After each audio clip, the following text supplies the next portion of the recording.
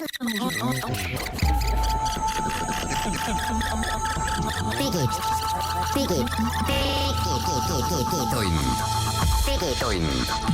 Nutikad lahendused ja digitunni toob sinuni Elisa. 21. märts on käes, tere ilusat hommikupoolikut kõigile, digitund alustab, saatejuhid täna Hans Lõugas, Henrik Roonemaa Geenius.ee nimelisest tehnoloogia uudiste portaalist ja meie tänased teemad on pikad ja põhjalikud. Me teeme esimese ülevaate Lumia 650 telefonist. Võtame kiirelt ette selle, mida Apple täna maailmale näitab. Ja tagasi kohe Windowsi juurde, pärast seda Windows 10 hakkas ennast ise ilma luba küsimata inimeste arvutitesse paigaldama ja sellest tuli ka Eestis eelmisel nädalal päris palju pahandust. Sain proovida uut Pebble'i nutikella, mis on üllatus küll ümmarguse siferplaadiga. Sony kuulutas välja oma PlayStation VR virtuaalreaalsuskomplekti. Saate teises pooles võtame ette ja räägime üle selle, miks kõik Eesti inimesed peavad hakkama oma ID-kaardi tarkvara ise uuendama. Ja palju muid uudiseid veel, millele ringi peale teeme. Digitund. Lumia 650. Selline telefon on siis Eestisse jõudnud ja meile ka konkreetselt lausa minu kätte, sellepärast et mina ütlesin vist eelmise nädala saates krõbedaid sõnu Windowsi telefonide kui sellise kohta ja Windowsi kui telefoni platvormi kohta ja ega ei lasknudki saatus ennast kaua oodata, ma pean seda siis testima ja oma sõnade juurde kas jääma või neid kibedasti sööma. No, ja nüüd on see sul telefon käes olnud, sa oled saanud teada, et tegelikult on Lumia kas väga hea telefon, aga kasulik, väga töökas või on kõik hirmud tõeks osutanud? Vot ei ole saanud teada, sellepärast et test ei ole veel valmis, me peame ütlema, et tegemist on eelvaatega, mida me siin täna saates saame pakkuda, aga no mis ma oskan öelda? Lumia 650 inimestele teha nagu mõttes selline kaart ette, et see Lumia 550 tuli välja, kui ma eksi vist eelmise aasta lõpus, mis pidi olema nagu see soodustelefon. Inimesed, kes ei taha väga palju raha nutitelefonist välja käia, saavad 550. See on odav ja kvaliteet vastab ka sellele poolele, mis sa saad, et ta ei ole nagu maailma tipp. 650, vabandust, see Spectrumi teises servas on siis Lumia 950, tõeline tipp, kõige vingem tehnoloogia on Microsoft on suutnud välja mõelda. Selle keskklass peaks olema see 650, mis sul käes oli. Kompromiss hinna ja kvaliteedi vahel, maksad pisut rohkem, saad hea asja. Jah, ja miski pärast kleebitakse talle külge, Microsoft ise oma turundustekstides kleebib talle külge äritelefoni nagu silti. Et see on telefon äriinimesele või ma ei tea, töötavale inimesele. Ärimehe, businessmani telefon. Businessmani telefon, jah. Ja nagu me talle vaatame otsa, siis tegemist on tegelikult, ta maksab 229 eurot ja tegemist on selle raha eest, selliste normaalsete näitajatega telefoniga, et 5-tolline ekraan, aga HD, mitte full HD isegi, et ekraan on ka kriipsu võrra siis hõredam kui päris tipptelefonidel või isegi 2 kriipsu võrra. Selline keskklassi protsessor on sees ja igati keskmised näitajad, aga ma jakaksin selle eelvaataja nagu 2 ossa. Nii. Üks osa on äpid ja teine osa on telefon ise. Põhjus on selles, et enam-vähem kõik ju ütlevad, et ei ole mingeid äppe nendele Windowsi telefonidele. Me isegi oleme seda öelnud. Me isegi kogu aeg räägime, ei ole äppe, seal ei saa midagi kasutada ja ma võtsin siis kätte ja tegin ülevaate, kohe metoodilise teadusliku ülevaate, otsisin oma iPhone'ist välja 25 äppi, mida ma tihedamini kasutan ja proovisin need samad või siis väga head analoogid leida Windowsile. 25 äppi, seal... Pool päeva läks aega või isegi rohkem nende tõmbamisele ja installimisele.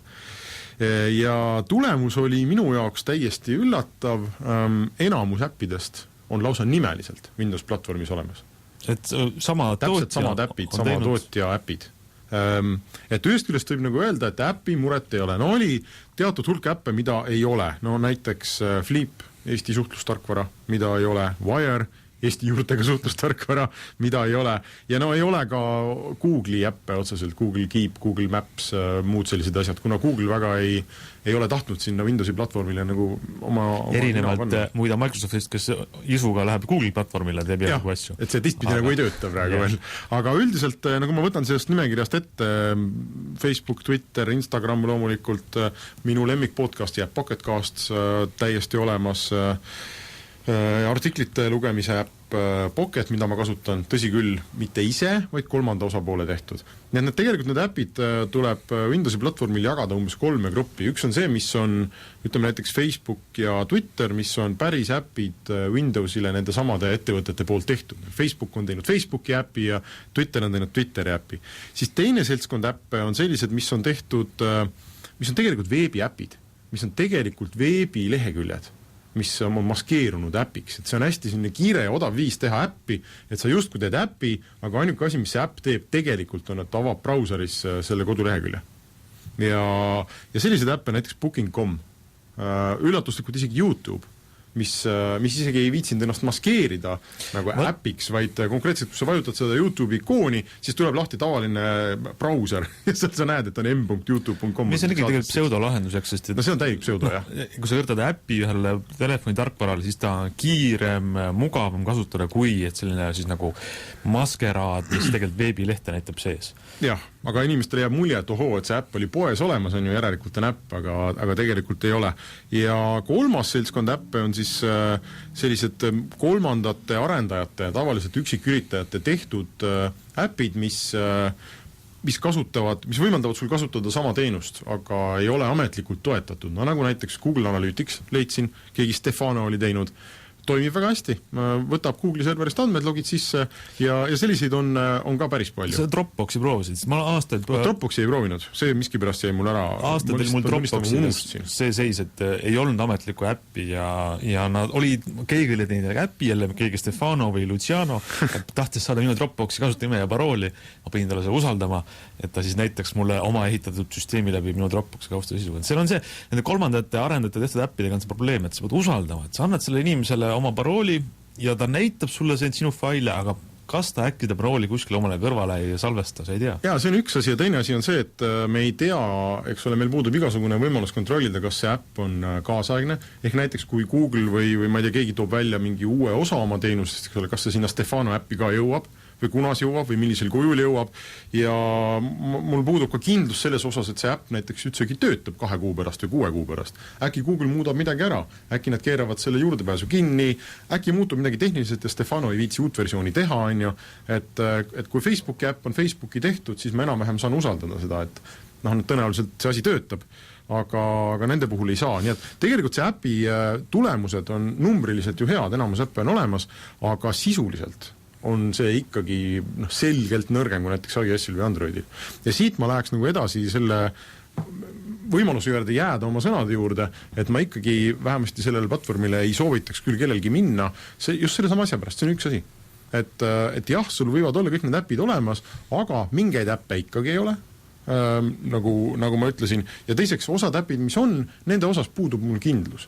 Ja kui ma maksan täna 230 € telefoni eest, siis ma ikkagi mul on väga raske nagu põhjendada endale, et miks ma siis ostan mingi ebakindluse, et ma võiksin sama hästi minna Androidi maailma sama raha eest, eks ole, osta väga hea Androidi telefoni ja mul on see kindlus olemas. Ja teine asi on ikkagi riistvaras või siis ma ei tea, riistvara tarkvara koostöös, see Windows 10 on väga aeglane. Kõik need äpid on seal telefoni peal väga-väga aeglased. No aga ootame ära su telefoni siis pikema hinnangu, et äkki see raha on väärt kuskilt muud pidi seda telefoni. Võib-olla juba järgmisel nädalal saame sellest rääkida. Aga teeme väikse pausi.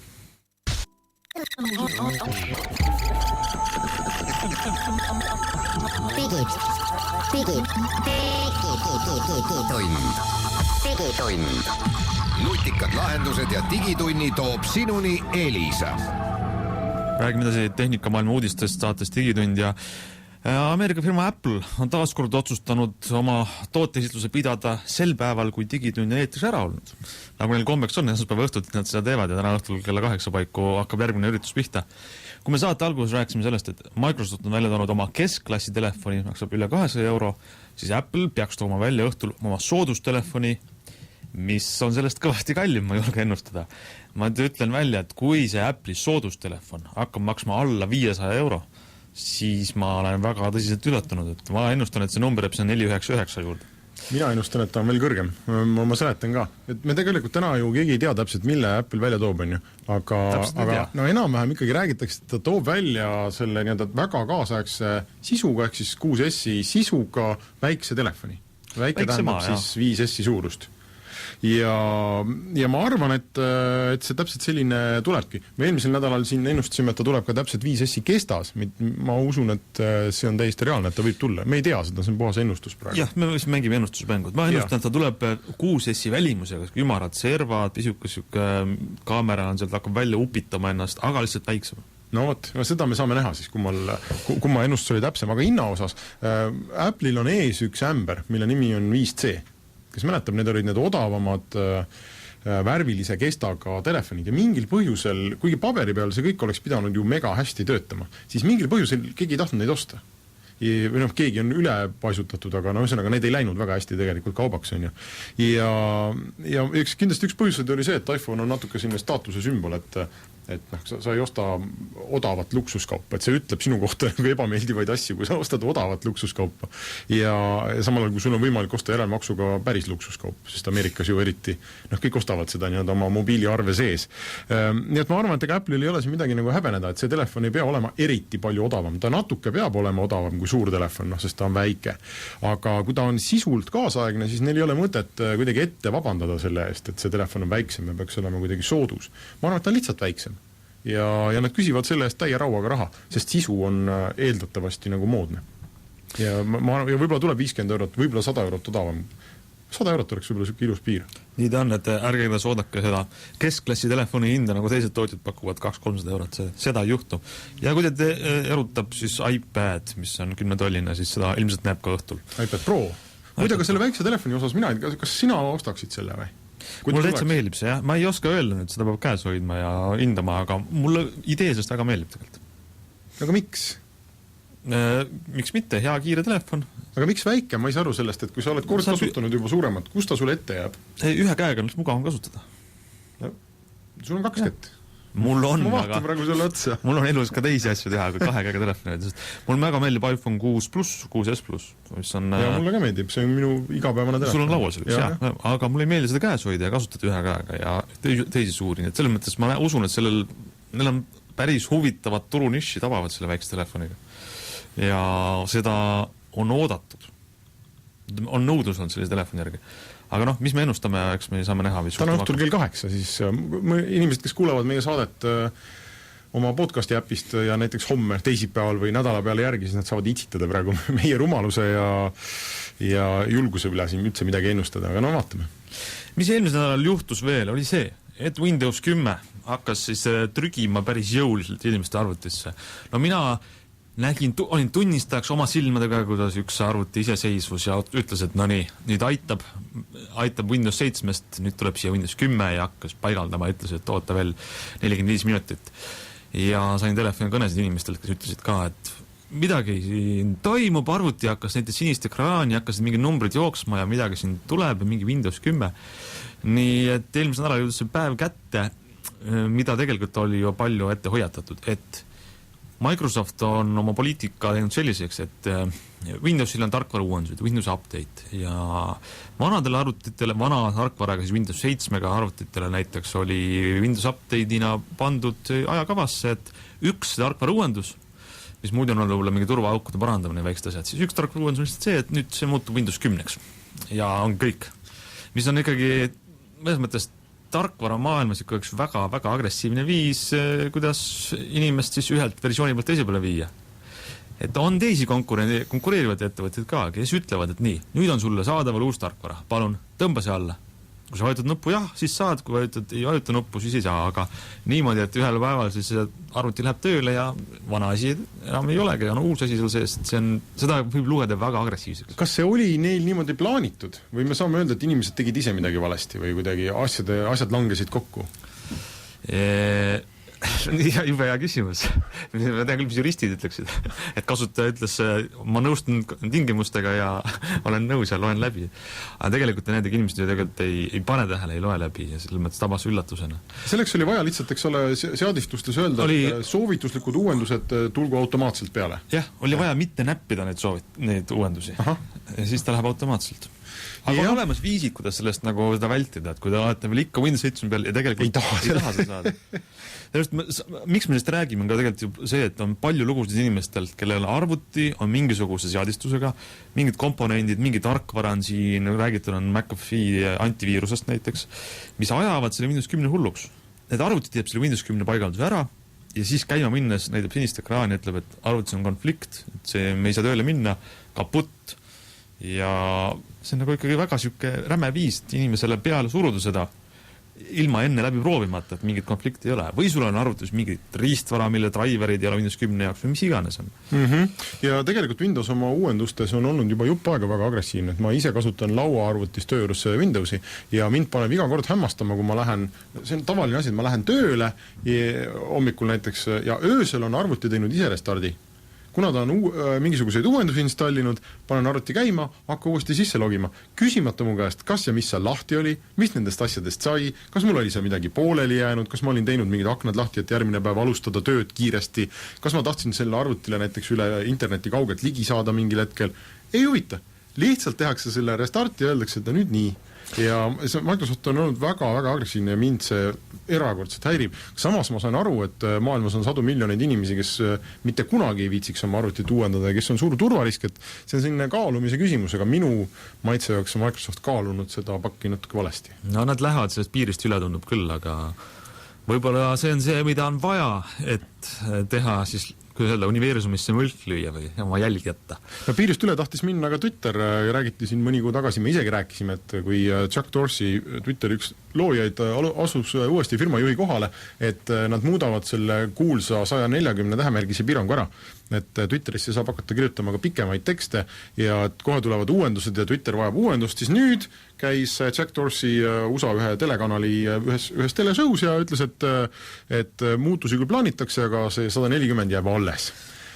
No. Tegelikult me ei tea, mida see tähendab, et no üks asi, mida on spekuleeritud, on see, et see 140 jääb alles, aga sina tekitatakse see nii-öelda hüppelink, nagu et loe edasi või et mingi read more, et ta näitab sulle 140 ja siis, kui sa vajutad mingit nuppu, siis näed kogu pikka teksti. Saad romaani lugeda, jah. Et ta ei öelnud kohe otseselt, et sellist asja nagu ei tule, aga üldiselt oleks lootnud ikkagi, et minu meelest oli kõik avalikkus oli harjunud juba mõttega, et see 140 tähemärki on tore asi küll, aga et lähme nüüd edasi. Et see, mis on toonud meid siiani, ei vii enam edasi Twitterit ja ma arvan, et see ei vii edasi see limiit. Aga mingil kujul ta on nagu väärtus ja võib-olla selline hüppega link oleks seda väärtust ikkagi 140 tähemärgi väärtust hoidnud, samas lisanud ka Twitterile mingit uut tahku, mis teda inimestele nagu ahvatlevamaks teeks. Nii ta on, aga lähme kuulame ära väiksed uudised pausil ja siis räägime edasi.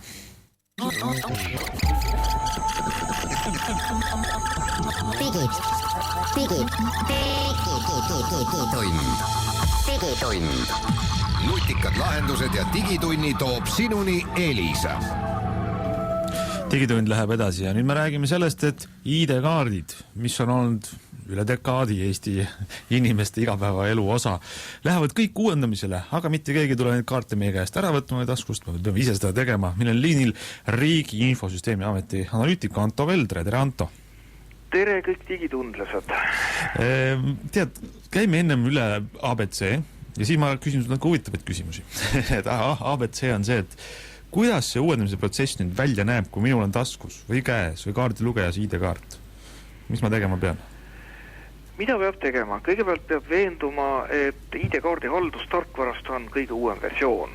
Selleks tuleb minna sinna installer ID.ee või kust te ikka oma ID-kaardi tarkvara saate ja vajutada seal ära, et anna mulle uus tarkvara ja siis tuleb sealt versioon 3.12.2 ja see on tõesti see, mis suudab ID-kaarti uuendada. Ja kui see versioon on ära toodud, siis tuleb panna käima see haldusvahendiks nimetatav programmik ja see on see, kus saab ise enda pilti vaadata pärast PIN-1 sisestamist. Ja kui see haldusvahend on nüüd käima pandud, siis ta läheb ise vaatab, kas on tegemist sellise kaardiga, mida juba saab uuendada ja kui on sellise kaardiga tegemist, siis ütlebki, et kuule, nüüd tuleb uuendama hakata, et siin on uuenda nupp. Põhimõtteliselt nii näeb see ahel välja. Uus tarkvara, haldusvahend käima ja siis vaadata, mis ekraani peal kirjas. minul on Mac ja mina olen endale viisakalt mitte ostnud, vaid siis laadinud selle tarkvara Maci äpi poest ja tema mulle mingit uuendust välja ei paku. Mul on 3.12.1 ja öeldakse, et see on kõige uuem, palju õnne. Äkki pead päeva 2 veel ootama, sellepärast et tead ise, kuidas nende tarkvaradega on, kõik käivad need atesteerimised ja poed läbi, et 3.12.2 on kenasti väljas, aga võib juhtuda. Vaatasin samuti sealt ID kodulehelt, et Windowsi ja isegi Linuxi inimestele, kelle tasteed on Linux, nendele on väljas uus tarkvara, aga Macil läheb siis natuke veel aega. Ja sa ütlesid, Anto, kui ma õigesti kuulsin, et see süsteem kontrollib, kas mul on ID-kaart, mida saab uuendada. Kas see tähendab, et kõiki ei saa? Nii, see on nüüd terve selline pikk joru, hakkame otsast pihta. 18. märts läks lahti uuendamine ühele, nimetame seda kaardipõlvkonnale, ühele teatud kaardipõlvkonnale, mida on lihtsam uuendada, muidugi me alustasime sellest esimesena, ja neid on kokku 155 000 tükki. Mis tähendab siis seda, et juhul, kui sul on uuem või veel vanem kaart, siis täna sa ei saa veel midagi. Kust ma saan aru, et ma olen õnnelik?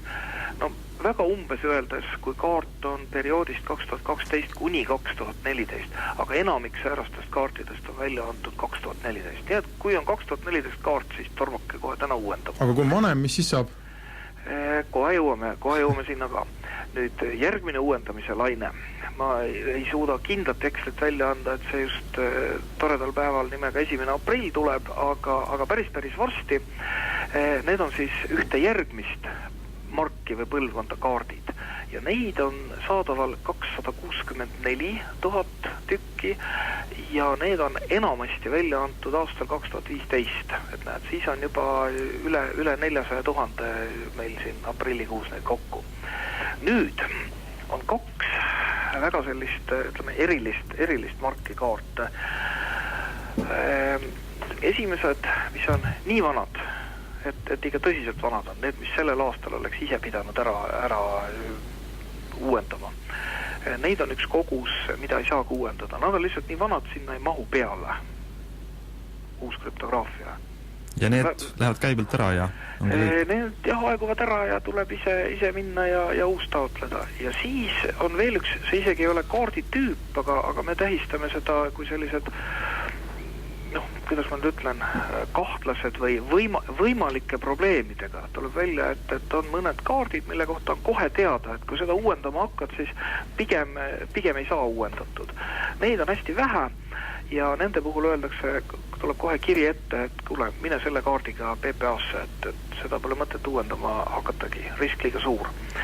Ja tulebki siis selline matemaatika, kokku on meil kaarte käigus üle 1,2 miljoni, neist esimene etapp 155 000, teine 264, kokku siis 420 000, siis me oleme selle vana Google'i murega ühel pool. No, me oleme sellest põhjustest rääkinud siin palju ka, et mis taustaks on. Aga tead, mina olen saanud juba väga asjalikke küsimusi lugejatelt, kes artikleid lugedes on kirjutanud, küsivad sukse mõistliku küsimuse. Et miks Teria on siis tellinud ja otsustanud teha selle kampaania ikkagi niimoodi 2 laines? Et aprill on ju nüüd siin vähem kui 2 nädala pärast, et praegu tuleb inimestel üle korrata, et vaadake, kas teil on uuendatav ja siis on kohe käes aprill, tuleb jälle üle korrata. Kas ei oleks saanud seda kõike teha ühes portsuga, et nüüd minge kõik ja rahva algatuskorrast tehke ära ja valmis? Miks seda niimoodi jupitada vaja on? Kaardipõlvkonnad on tõsiselt erinevad. Kaardipõlvkondasid on päris mitu algusaegadest saadik. Mina olen näinud kunagi ühte paberit, kus on 7 erinevat kaarditüüpi kirjeldatud, sest iga aasta paari tagant ju jälle uuendatakse, jälle uus plastik ja need 2 esimest, mis me ette võtame, need on tõsiselt erinevad. Kas see tarkvara ise aru ei saaks, et kumba kaardi inimene sisse pistab, et sellel võiks siis nüüd ühe läheb üks parandus ja teisele teine parandus? Kõik on õige ja nii ta hakkabki aprillis käima, ega me siis aprillis seda esimese sorti kaartide uuendamist ära ei lõpeta. Aga saage aru, lihtsamast hakkasime peale, nii nagu kaasajal ikka käib. Kõigepealt teed ühe väiksema asja ära, see sul töötab, siis laiendad natuke rohkema peale ja nii ta läheb meile. Kui ma nüüd ei uuenda, kui ma ei kuula digitundi ja ei loe kuskilt ja mind ei huvita ja mõtlen, et kui Veldre väga tahab tulgu uuenda, kui ise mul see kodus ära, mina ei viitsi, mis siis saab?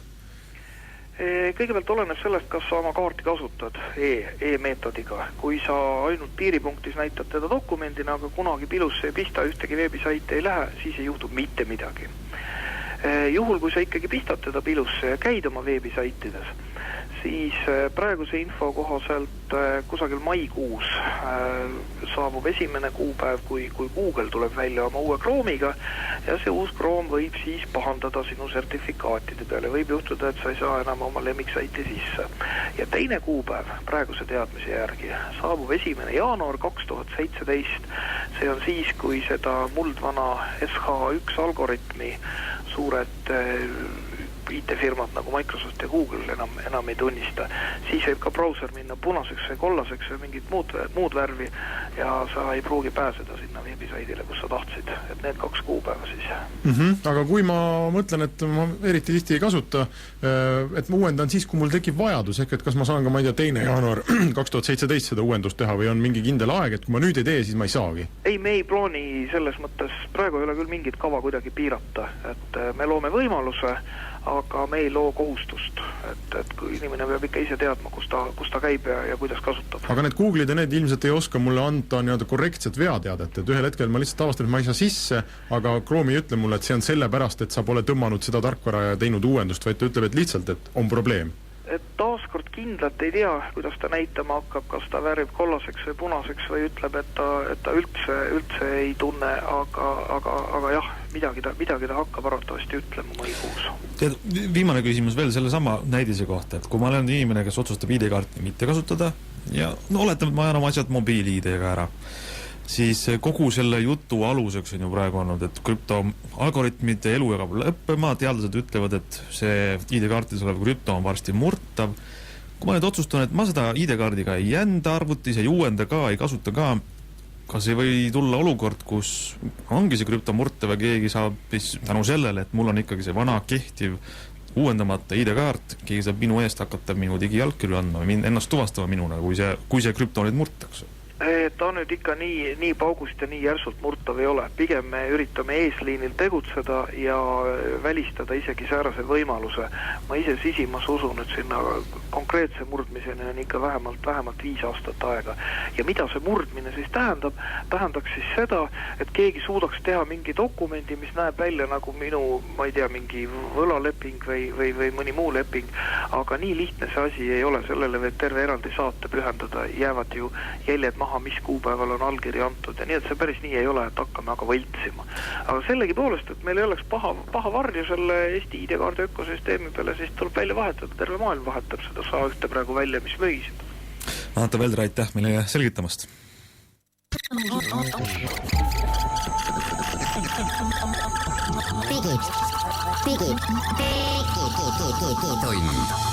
Digitund. Nutikad lahendused ja digitunni toob sinuni Elisa. Nii, digitund on eetris tagasi ja me jätkame uudiste vahendamist, aga alustame nutikelladest, ehk siis nutikellast. Ja Pebble Round on selle kella nimi, mis on mul olnud käe peal viimased umbes nädalake ja just täna siia raadiosse tulles ma avastasin, et kella ei ole. Ja ma mõtlesin tükk aega, kus ta on ja ma kahjuks pean tunnistama, et ma täpselt ei tea, ta on kuskil kodus. Ma mingi hetk võtsin ta käe pealt ära ja sinna ta jäi ja mul on täpselt samamoodi läinud kõigi nutikelladega. Iga kord, kui ma nutikella testin, siis see teekond, mis ma käin läbi, on sama. Esiteks ma panen ta käe peale, mõtlen, et päris kihvt. No näed, et sa töötab ja saab teateid lugeda siin peal ja siis avastan 3-4 asja, kus ta on väga kasulik, kogu aeg tuleb mingisuguseid teateid sinna ja siis ta lihtsalt jääb.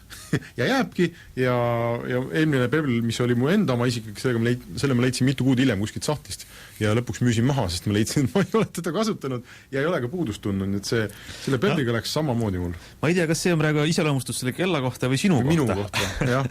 Tegelikult mõlema kohta. Aga see Pebble ei ole süüdi. Pebble Round on väga hea kell. Ta ei ole odav, aga ta ei ole ka superkallis. Ta maksab muide täpselt sama palju kui see Lumia 650 nutitelefon ehk 229 €, ma vaatasin näiteks Euronix hinnakirjas. Ta on ülikerge, väga õhuke, aku kestis mul mitu päeva, kõik teated, värvilise e-inki ekraaniga, kõik teated tulevad ilusti ekraanile, vibreerib korraks, kui on tal midagi öelda mulle, saad sealt kiiresti lugeda, on ka mingisugused äpid ja isegi mingi häälkäskluste võimalusega, nendeni ma üldse jõudnud, sest minu jaoks see ei ole asi, mida kellalt teha, see on mõttetu kella peal. No ma toon kiire võrdluse vahele, et minul on hetkel testimises selline kell, mida ma siin stuudio veebikaamerasse näitan, mis on siis Vector Watch, ümmargune, samasuguse ekraaniga nagu Apple, oluliselt paksem, aga jäme, et see Pebble Time Round, millest me rääkisime, see on nagu väike münt või mingisugune väga õhuke, väga õhuke tundus. Ma on umbes selline 2 eurose ma ei teagi, ma pole mündiga võrrelnud, aga pisike. Suuremad, väga õhuke ja see värviline ekraan, see on väga hea mulje, et ma ei ole näinud ühtegi suurema mõõduga seadet, millel oleks ilus, kiiresti reageeriv värviline e-ink ekraan. Aga mul on filosoofiline probleem nende nutikelladega ja minu probleem on selles, et nutikell võtab mult ära võimaluse vähemasti öelda tehnoloogiale ise, et mina otsustan, kuidas ma sind kasutan. Mina otsustan, kunas sa saad mind segada. Ehk et ma olen telefonil keeranud eramuse neid teadaandeid tegelikult kinni, et nad tulevad mulle telefoni ekraanile, aga mul telefon ei piiksu iga kord, kui näiteks keegi Messengeris midagi ütleb. Ehk et mul on võimalus ise panna telefon käest ära või mitte vaadata teda, mitte taskust teda välja kookida. Aga nutikell võtab mul selle võimaluse ära ja ta lihtsalt sõidab minu elukorraldusse sisse. Ja nad endiselt ei oska ju öelda, mis on minu jaoks antud hetkel tähtis ja mis ei ole ja nii ma siis käingi kogu aeg ringi ja randme peal käib prrt, siis ma kogu aeg vaatan ja ma tunnen ise, et ma olen täiesti nagu selle tehnoloogia lõa otsas, et Facebook otsustab, missugune on minu päevakava ja mida ma igal hetkel teen, mitte mina ise ei otsusta. Tean ühte inimest, kes kannab Pebblit ja suhtled palju Facebook Messengeris, sa võid päevas saata 100 äkki sõnumit või rohkemgi ja iga sõnum, mis ta vastu saab, tuleb randvele. Ma läheks hulluks selle peale. Aga võib-olla on see konfigureerimise. Aga sul on nutikell käe peal, sa ei lähe hulluks või? Ma olen keeranud enamus kinni. Aga miks sul siis see on? Kui see nutikella osa seal siis on? Sul praegu kõlab sinu loogikust jääda mulje, et sul on 2 võimalus. Kas visata nutikell ära või lasta ennast hulluks ajada? Ma otsin nagu vaheneid. Aga sa ei leia, seda ei olegi olemas, seda vaheteid on või? Aga mis sul sinna tulevad? Kõned? 2 nädala pärast räägime, siis on mul test läbi. Siis sa 2 nädala pärast me lähme koos sinu koju otsima, millise padja all või raamatunniku all sa oled selle kella unustanud. Saame näha. Igatahes, kes tahab endale nutikella osta, siis see Pebblil ei ole mitte midagi häda. Aga ma ei tea, ostke enne odavam Pebblil ja vaadake, kui te suudate seda pool aastat järjest kasutada ja ikka on kihvt, siis tasub rohkem raha maksta. Ja pole hulluks läinud. Räägime natukene ka, mis juhtub küberturvalisuse maailmas Rootsis. Toimus rünnak demokraatia vastu, nagu seda nimetasid riigijuhid. Nimelt laupäeva õhtupoolikul toimus laiemat sorti küberrünnak. See on lihtne, võiks öelda, primitiivne, aga väga tõhus teenuse tõkestuse rünnak, ehk DDoS. Kogu Rootsi meedia vastu võeti maha loetamatuks Aftonbladeti, Expresseni, Dagens Nyheteri, Svenska Dagbladeti, Dagens Industri ja isegi Sydsvenskani ajalehtede veebilehed. Ehk siis olid suuremad kogu meediaväljaanded kättesaamatud. Ja see oli ainult natuke pärast seda, kui Rootsi oli teatanud, et uuendas oma sõjalist doktriini seoses Venemaa ohuga ja Venemaa kohta räägitakse seal doktriinis hoopis teistsuguseid sõnu kui varem. Läks paar päeva ja need 2 fakti ütleme, Rootsi võimud ei toonud seda välja, kuigi nad viitasid, et rünnakud pärinesid Vene internetiteenuse pakkujate võrkust. Jäljed viisid ida poole. Aga ei saa muidugi öelda, kes selle taga oli. No igatahes üks Rootsi ekspert ütles raadios, et kuna Rootsis pole olnud sellised rünnakuid, siis oli tegu nüüd laupäeval Rootsi ajaloo kõige suurema küberrünnakuga. Ja muide, ega see tehnoloogia maailmas on niimoodi, et kus on oht, siis seal kohe teised näevad ka võimalust ja ohule astutakse alati vastu mingisuguste uute tehnoloogiliste meetmetega ja Google on vastu astumas sellise asja nagu Project Shield ehk siis kilbiprojekt, mis just täpselt selliste asjade vältimiseks ongi mõeldud. Ehk et kui saiti tabab küberrünnak ja ta on konfigureeritud niimoodi, et see Google'i kilp on seal vahel, siis teoreetiliselt peaks Google suutma seda rünnakut vältida ja uudistesaidid jäävad ikkagi püsti. Nad isegi ütlevad, et see on konkreetselt mõeldud vaba sõna levitamise takistamiseks internetis. Ja see ongi selleks, et selliste rünnakutega ei saaks uudistesaite ja ajalehtede saite maha võtta. Ja meil on hea meel teatada, et tõenäoliselt võib-olla esimese väljaandena on siis Geenius sellega liitunud. Eestis tähendab, jah. et me taotlesime tõesti sinna selle programmi liikmeks saamist ja hiljuti kuigi ma küll ei tea, kes võib-olla pärast tänast Apple'i sündmust näiteks vihased Microsofti fännid tahavad meid maha võtta. Ma ei kujuta ette, mis see sündmus peaks olema, miks keegi tahaks Geeniust maha võtta, aga meie töö on katsetada selliseid asju ja me konfigureerisime ära ja teatame, et töötab. Vähemalt see Project Shieldi koduleht väidab, et töötab. Meil ei ole ühtegi rünnakut tellinud Geeniuse vastu, võib-olla me peaksime seda tegema. Ja nüüd sünitame 3 korda üle õla. Ei, vastupidi, minu meelest võiks üles kutsuda. Aga ma pean ütlema, et ja päriselt, aga ärge Geeniust rünnake, kui me saame niimoodi viisakalt paluda, et ta meil katseks töötab praegu domeeni peal digi.geenius.ee. Et me vaatame, kuidas ta seal läheb ja kui läheb hästi, siis laiendame. Aga kes tahab, pange ostke krediitkaardiga kuskilt interneti allhoovustest üks TDOS rünnak digi.geenius.ee vastu. Ja vaadake, mis saab. Väga põnev. Nüüd jõuame rääkida võib-olla sellest. Eesti mobiilioperaatorid on mõnusalt teevad endale küdarnukkidega tururuumi ja võiks öelda, et siin on millele võidelda. Hiljuti me rääkisime sellest, kuidas Elisa ütleb, et 600 megabitti sekundis internetiühendused, see on siis kiire 4G-st, räägime kiirest 4G-st, on juba testimisel, võiks tulla, toimima hakata. Tele2 nüüd võttis sõna, ütles, et kuulge, ärme inimesi eksita. Eestis ei ole kõige võimalik praegusel mitte kuidagi 600 megabitti sekundis andmisidet pakkuda tehniliselt. Ja sellest ära ka, et see ei ole lihtsalt nagu konkurendi selline väike kadedus, ütles, et see on lugu selles, et kuidas see nagu, räägime kaabliga interneti puhul on 500 megabitti, me räägime toreda, et kuidas mobiiltelefonis saab nii kiiret ühendust. Lahendus on see, et telefoni ja mobiilivõrgu vahele tehakse siis ühendus üle 4 erineva toru, nii-öelda võiks öelda. Nii et ühte telefoni pannakse 4 telefoni kokku, sisuliselt. Põhimõtteliselt küll, jah. No meil on 4 sagedust peamiselt, kuidas Eestis telefonid töötavad, mobiilivõrgus 800, 1800, 2100, 2600. Igaühest saaks nüüd läbi minna 150 megabitti maksimum ja kokku tuleb 600, see on see arvutus. Aga Tele2 ütleb, et kuulge, vaadake, et riik pole andnud sageduslube kõigile. Üks operaator ei saa 4 kanalil sellise jämedusega toru kasutada, nii et ei maksa inimesi eksitada. Ja ütleb, et praegu on maksimum siis 150 pluss 75, 375 megabitti sekundis ja isegi... See pole ka väga halb, kuule. Pole paha, ausalt öeldes. Üle mobiiltelefoni ligi 400 megabitti saada. Aga selle loo moraal on muidugi see, et Eesti mobiilivõrgud on Euroopas ikkagi kas top 5 seas üks väga vinged, et telefone, mis sellist kiirust suudaks nagu taluda, vastu võtta on ikka väga vähe, et uued Samsungid ja ongi kõik. Nii, ja sügisest saavad PlayStation 4 omanikud hakata endale ostma siis Sony uut VR-komplekti. Sony tegi sammu virtuaalreaalsuse maailma ja tõi siis välja konkreetsed tehnilised andmed ja ka hinnad, nii et see PlayStation VR komplekt hakkab Euroopas maksa 399 €, aga see pole veel kõik, sellest sa saad lihtsalt selle asja, mis pähe käib. Lisaks sul peab olema PlayStationi see kaamera, mis on juba ammu müügil, aga maksab ka lisaks ja lisaks siis ka puldid ja vähemasti USAs on nüüd siis ka Sony teatanud, et $599 saab olema siis sellise kogukomplekti hind, et kui sul on ainult PlayStation ja sa tahad VR-i, siis maksab see 599 lisaks.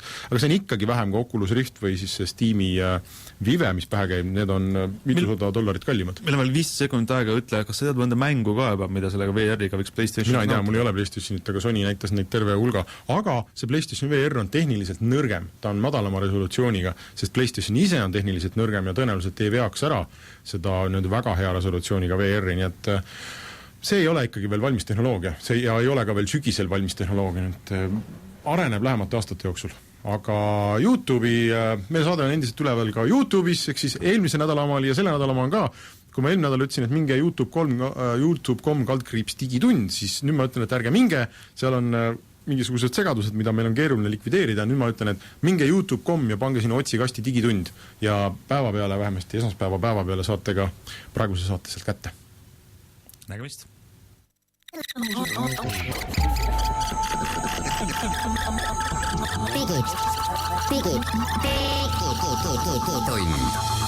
Digitund. Nutikad lahendused ja digitunni toob sinuni Elisa.